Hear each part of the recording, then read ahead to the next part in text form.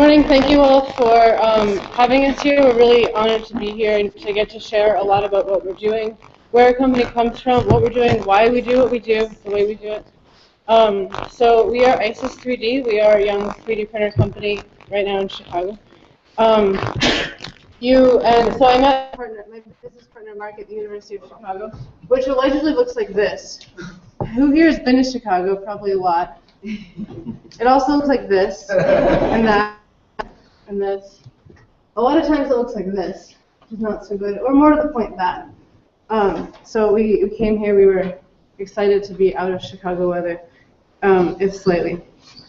Anyway, for obvious reasons, our favorite time of the year at Chicago is May, because it's when the university has the annual scavenger hunt, which is the world's largest and most important scavenger hunt.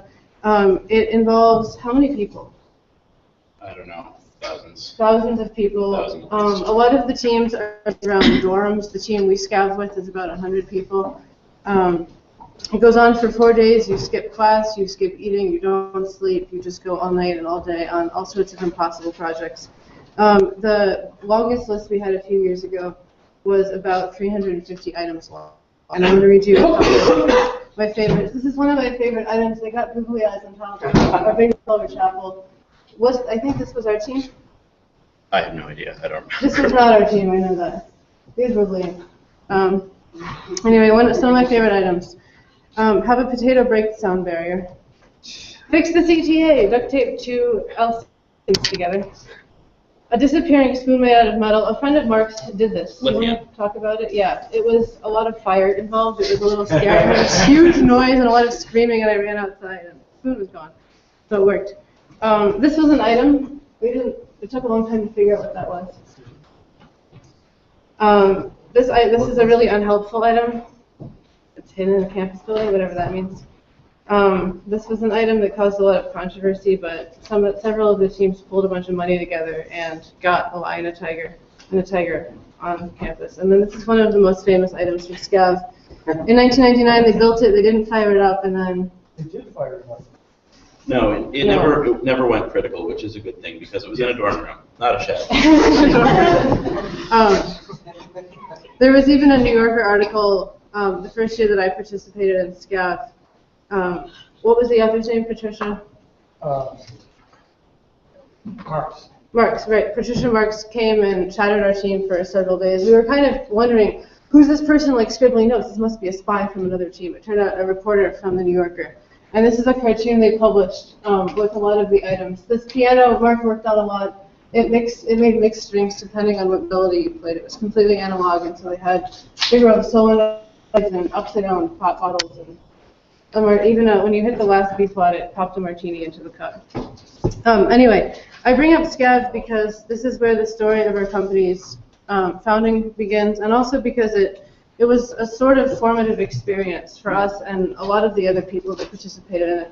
When you read some of the items on the list, you think, these aren't possible, these can't happen, what are we going to do about this? This is ridiculous. And a lot of people that aren't involved with SCAV up close say, can you do it, or did anybody do it? The question is always, yes, of course they did. It's SCAV, and people find ways to make stuff work. Even up to nuclear reactors and number 9 up there. I'm sure they duct taped L stations together, but I don't know how. But we just it sort of teaches you this mindset of course we can. I don't know how, but that doesn't mean that I can't. So let's go put our heads together and stay up all night if we have to, but we'll get it done. And the other thing that it does is it really makes you frustrated when you spend 4 days and 4 nights with leaking blow torches and epoxy that doesn't set and other things that are relevant to the long story of our company starting. You really get this deep hunger for things that really are done right. You really want a full set of drill bits. If only we could have a real saw and not be cutting things with a drill and other hacky ways of doing things. The main word that you hear a million times during the 4 days of SCAV is janky, because everything is just cobbled together and jerry-rigged as quickly as you can. So it really instilled in us this desire to do things right. And when we got into 3D printing, that was one of the things that frustrated us most about it. A lot of it comes from the open source world where there's not so much of a drive necessarily to create something that's perfect and polished and beautiful. and easily marketable.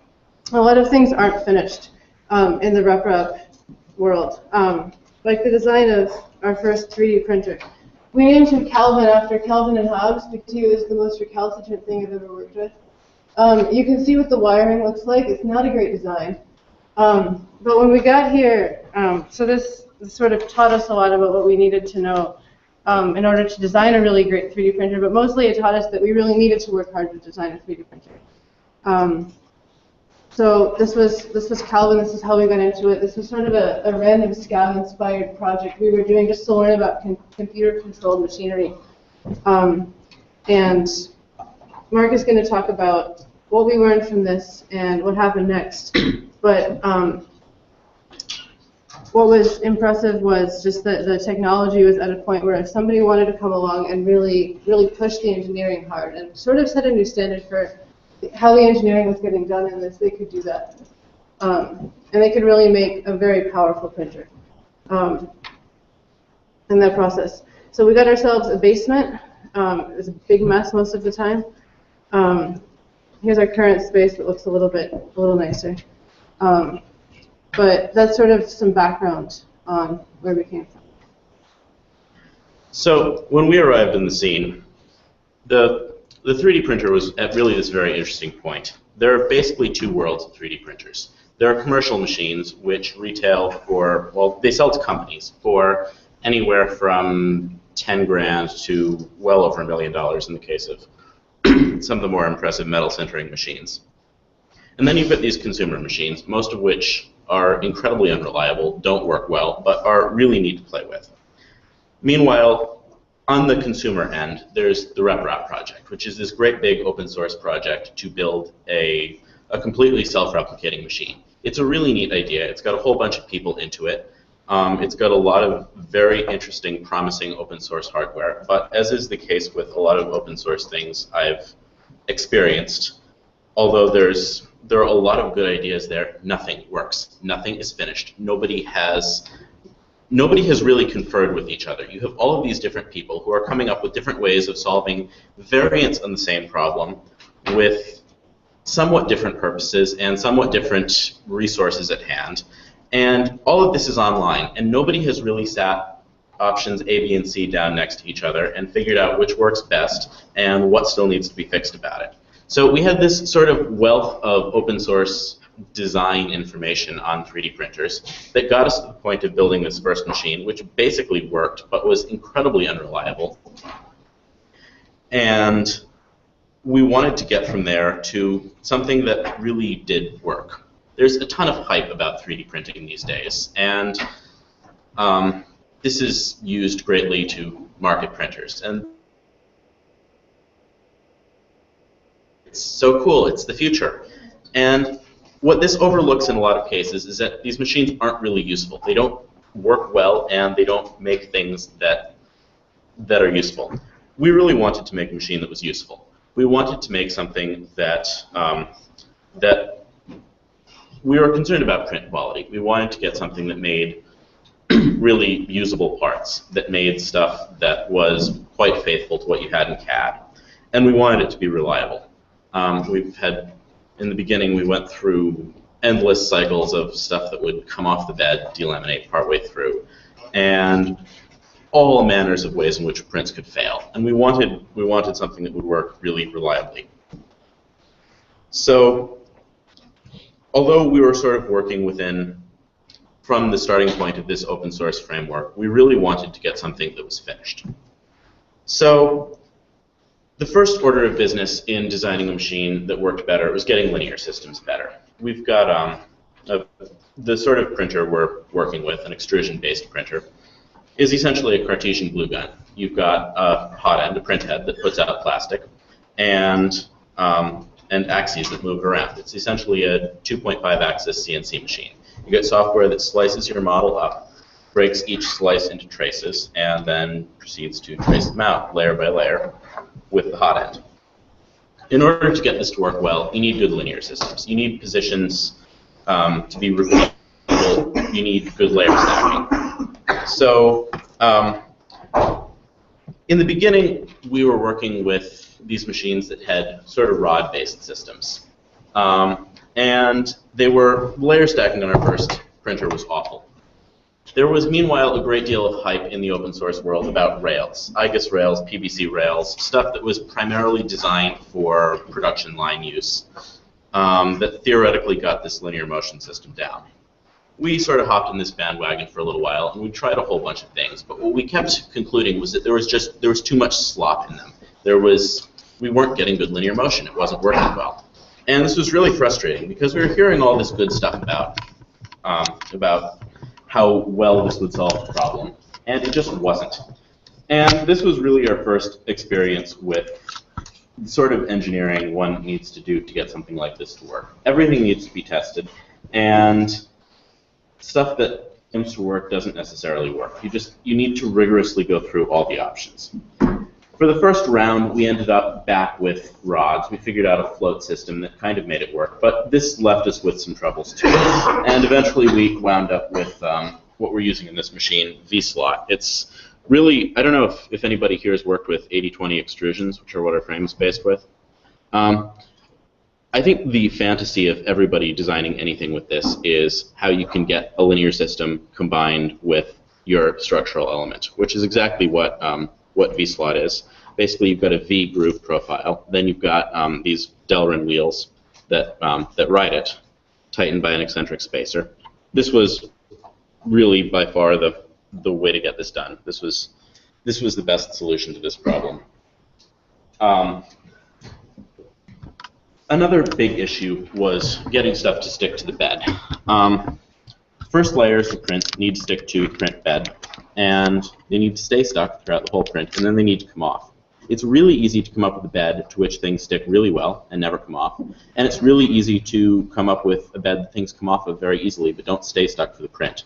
It's really quite a trick to get stuff to stay stuck. We went through a whole bunch of different bed materials. We tried a lot of things. We finally solved that with, we're using Pyrex, borosilicate glass, treated with, of all things, hairspray. This was one of a whole bunch of things from the open source world that we tested. This works. It's heated to 60 degrees Celsius. When it cools down, the part deforms. The very first layer, our parts cool very quickly and shrink very quickly, but the first layer stays slightly swollen. When the bed cools, the first layer shrinks and it pops right off. The other big issue is getting the bed level. In order to get the bed level, you first need to get, it needs to be sufficiently rigid. You need a rigid linear. So we ended up supporting this much more robustly. Typical printers have two much more closely spaced rods or one central rail. So we got a bed that was very robust, but it needed to be levelable in a way that did not involve taking that did not involve too much effort to re-level the bed every time. If you've ever operated one of these printers, you'll know that the bane of your existence is going to involve leveling the bed. You're going to need to do this over and over and over because the bed just won't stay level. And if the bed is not level, nothing will work. So we designed a somewhat more robust system. We've got the glasses actually attached to polycarbonate corners, which are then attached to the lower aluminum plate by means of a screw and rubber washers that can be compressed to variable degrees. This worked really well in the beginning.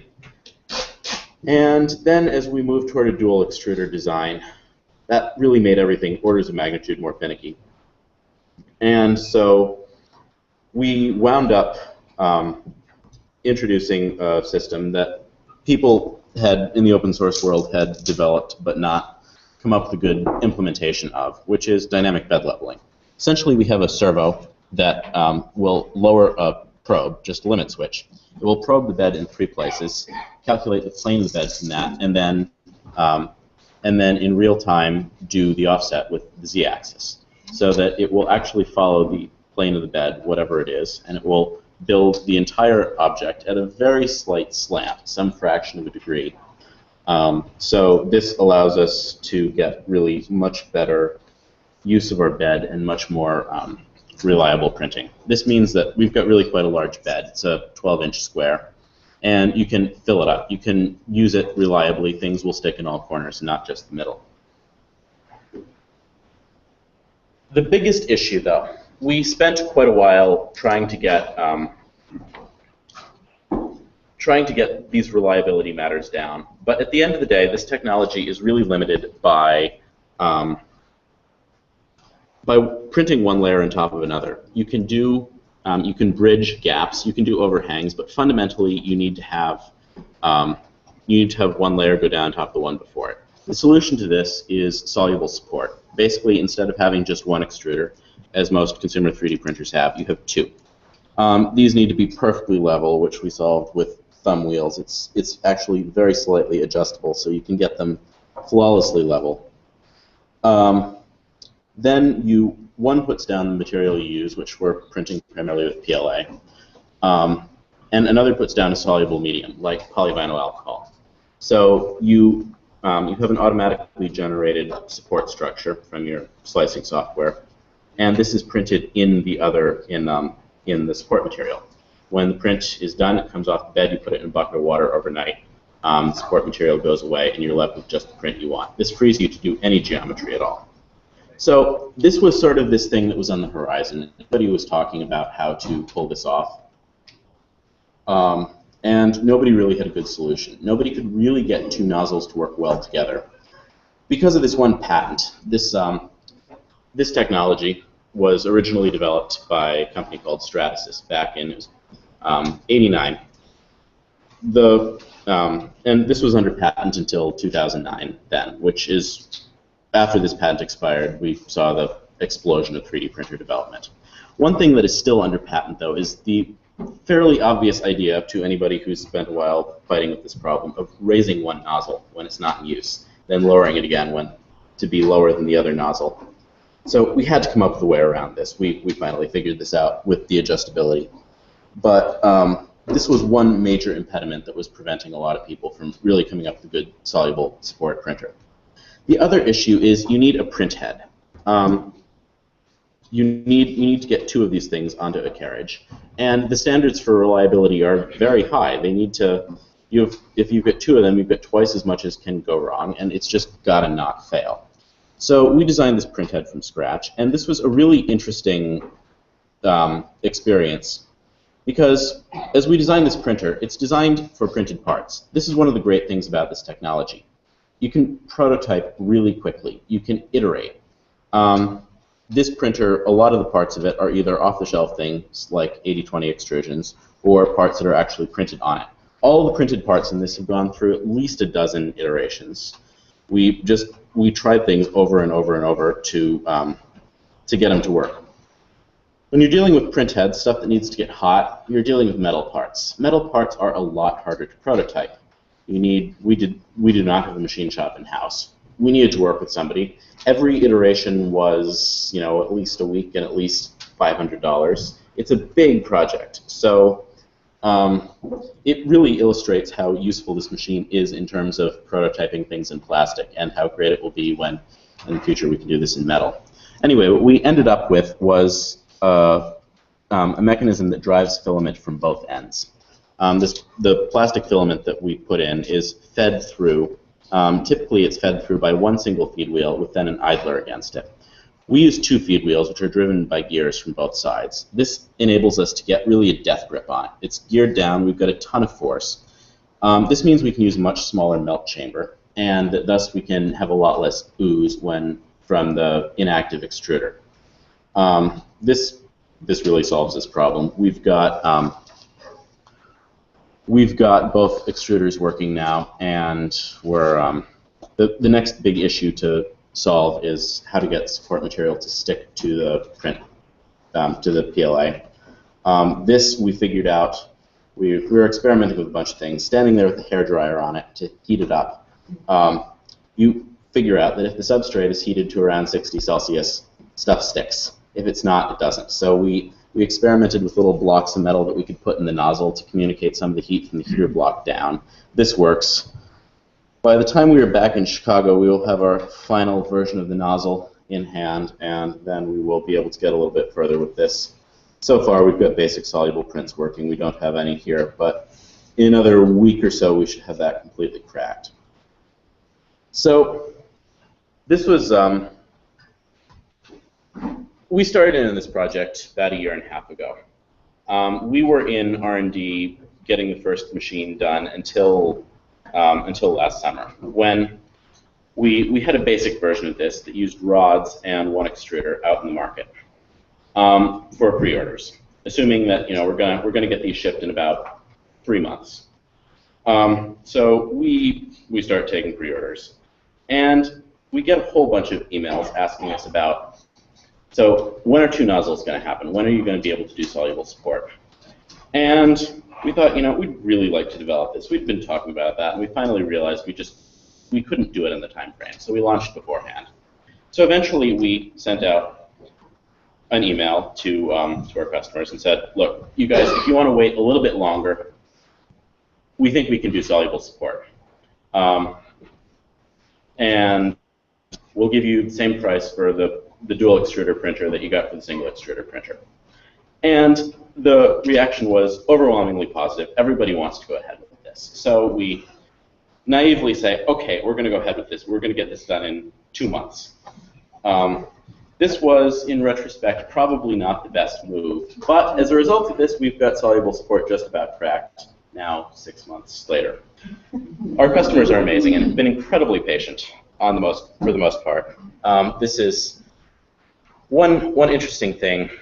We have this Kickstarter phenomenon now. We did not launch our printer in Kickstarter, but this idea of taking pre-orders, and further, the idea of having a 3D printer that you can develop things with, so that you can sort of start things out in-house. You can start out without plunking down hundreds of thousands of dollars on a major production run. This is really a new concept that allows a lot of startups like ourselves to get off the ground in the first place. It's a double-edged sword. As we've learned in the past 6 months, there's an incredibly long way to go between having a machine that works and having 100 machines that work or 1,000 machines that work. It's really not just the same process over and over again. It gets a lot more elaborate than that. So this has been quite an adventure getting it here. We're finally about to be shipping in the next really 2 to 3 weeks. We've got everything in stock. We've got print heads arriving. So this has been really an incredible adventure in engineering under the gun, getting this redesign for the dual extruder done. It's taught us a lot about really what could be done if one had a proper time frame and one had just a little bit less pressure. You could do amazing things if you had another month or 2. This we will apply going forward. Anyway, I want to jump in and say part of why we've been feeling so much pressure and have been frustrated with being limited and needing to begin shipping to customers as soon as we possibly can has been that one of the major things that's important to us is sort of what I talked about as our lesson from Scout, that we want to engineer with integrity. And the question we always say is not how can we make it work, but what's the best way to make it work. And it's not good enough if it could work or if it could work for 100 hours of printing. It needs to work for 10,000 hours of printing. If you ask us, we run printers really hard, and we see hopefully all the failure modes they can have. Surely more will appear once they're in the field. You know better than to say full confidence that will happen. But we make a really big point to engineer everything until we're really fully satisfied with it, and we have painfully high standards. All of the parts on the print, all of these corner pieces are, at least for now, printed on the printer. Everything you see has been through dozens and dozens and dozens of iterations, which is maddening, but it's rewarding in the end. This really this emphasizes what works about this technology, though.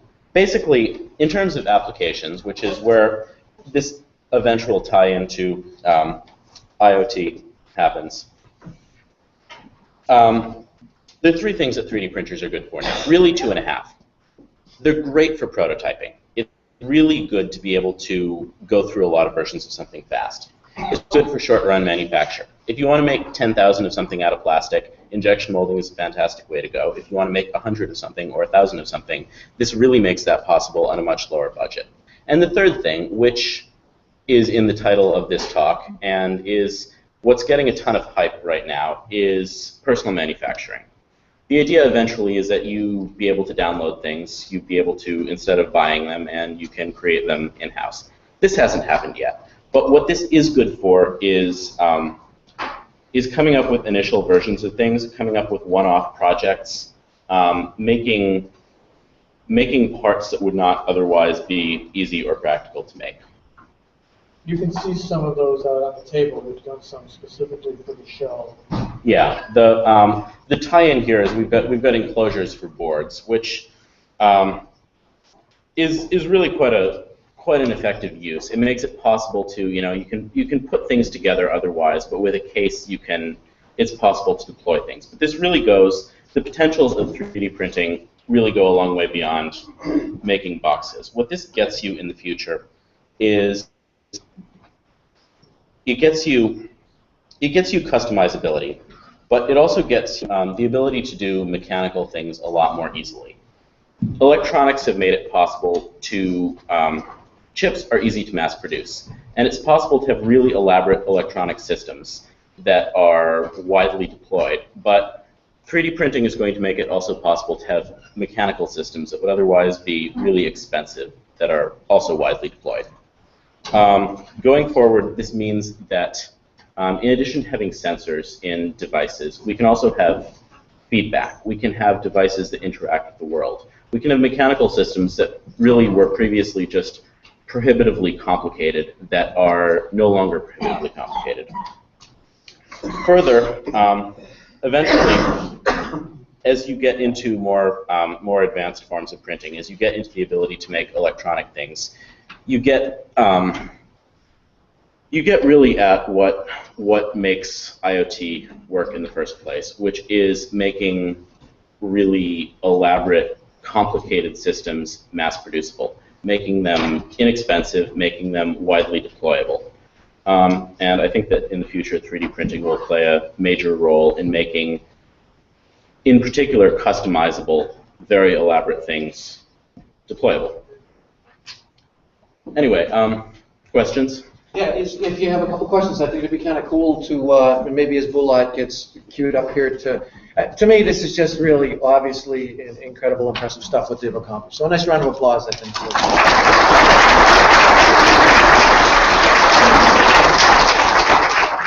I'll say it for them because I've already got my order in, but I'm sure they'll take orders happily outside at their table. They've had this thing working and actually producing stuff, and they've got a lot of samples actually of what it has produced. I kind of fell into this because I was looking for some way of 3D printing basically for like the loans, and just through conversation with Pierre, we mentioned, hey, my son's working on a 3D printer startup in Chicago. And they said, huh? And sure enough, they clearly have come a long way. So visit questions. I do have one question. So, yeah. Did you decide as a business model not to license any patents at all? Is that a big deal? And were there no patents? It's like, yeah, we're going to pay because that's not a big deal. There are licensing patents was really not an option in the first round. Right now, the company that owns the relevant patents, Stratasys, is really interested in keeping other players out of the game entirely.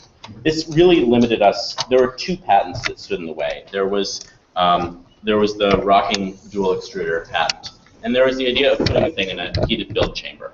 This allows you to use ABS much more effectively. Right now, we support PLA because PLA works reliably. A lot of people would really like the ability to do ABS, but ABS has a tendency to crack if it does not cool uniformly. A lot of our competitors say, yes, we support ABS, but there are problems. So apparently the idea of heated build chamber is patentable. It really shouldn't be. The idea of cooling plastic uniformly, cooling ABS uniformly, has been known about since about 2 weeks after ABS was developed. So our machine is completely open source. Our business model is not necessarily open source hardware going forward.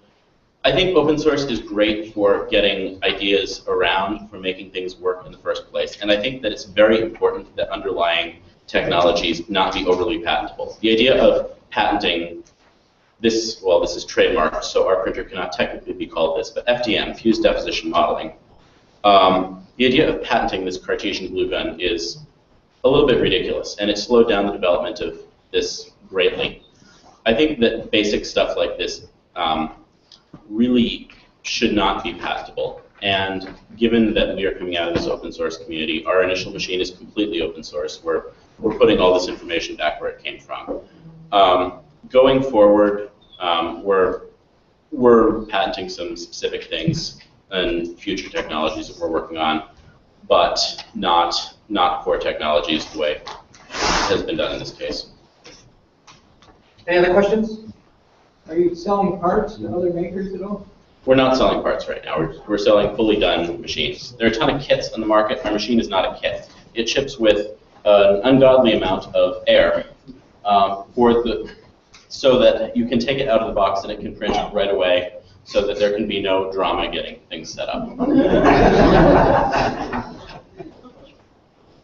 What's the price range of the machine? Right now, our machine is selling at $21.99. It's going to go up a little bit as we get Dual online. Right now, we've got an enormous pre-order backlog. If you would like to get yourself into this backlog, you can have the current price. We'll probably be shipping in about yours. We'll probably be at the end of the backlog in about 2, maybe 3 months. Thereafter, it's going to be, we're going to stay under 2,500, certainly. So when they do ship, I'll throw the ship party because I'm anxious to get my printer. So, any more questions? Take them on, outside. One last one. Yeah, I was just wondering, you're talking about the idea of personal manufacturing. Yeah. If you want to do this, it need to be fast. So, for Yeah. example, if I wanted to print something like this, this capital bottle in your machine, how long would it take? Well, that wouldn't take very long at all. That would take 15 minutes or so. Probably 10. Yeah, probably even faster. But this technology is fundamentally really slow. You've got one little nozzle, one 350 micron nozzle through which all of the plastic in the entire model needs to pass. So this is why, so far, this is really much more useful for prototyping than for real manufacture. This is going to change in the future. Already, it's more practical than. I mean, it makes possible things that were not otherwise possible. They aren't fast yet. And to really get to that point, we need to get speeds up. And this is going to involve technologies past extrusion-based printing. We're working on these. Give us a couple years. One thing I'd say to that, though, that I just noticed today, the example you had running out there was doing those little bird cages. Yeah. And you had multiple bird cages Yeah. that it was. So you could have, like, given the size of the bed, a whole bunch of bottle caps. You don't have to, like, do them serially. Do one and then load another one up and take it up. And you've got some technique for. One of the advantages of our machine is that with the size of the bed and the reliability, it's possible to just load it up and walk away. So you can, overnight prints are totally doable. You can have stuff that runs for much longer. It's a lot of time, but it's not supervised time. It doesn't need to be babysat. The pile of little gears we have on the table were all printed at once overnight. It was maybe not a super long print, maybe just It's something like like 12 hours. ish. They were all printed at once, and you can print one gear model over and over again, or you can print several different gear models. Pretty cool stuff. Thank you very much. Yeah, thank you all.